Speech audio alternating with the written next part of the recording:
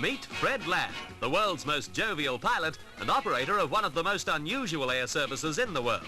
Every morning at Mechanics Bay, Auckland, he takes on passengers and freight bound for the many islands off New Zealand's northeast coast. His plane is amphibian.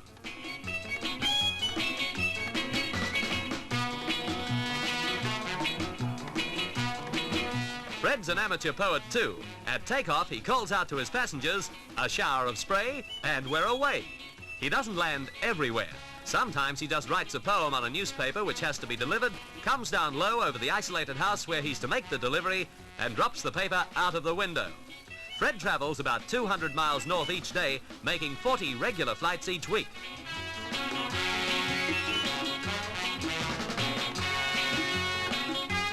In addition to taking passengers, his jobs include mercy flights, delivering spare parts to lighthouses, sightseeing flights for tourists, and taking crayfish to market. He calls himself Web-Footed Fred, and no wonder with landings like this.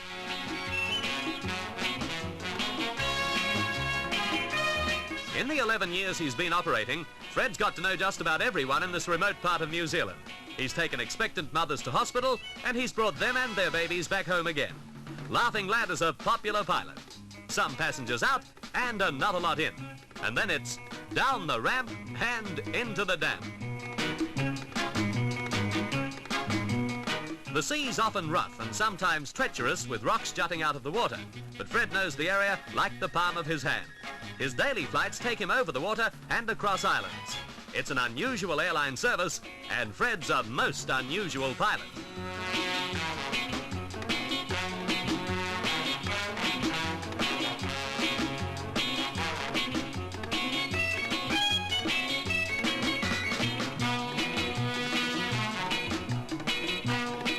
Well, he reckons he ought to get back on the water.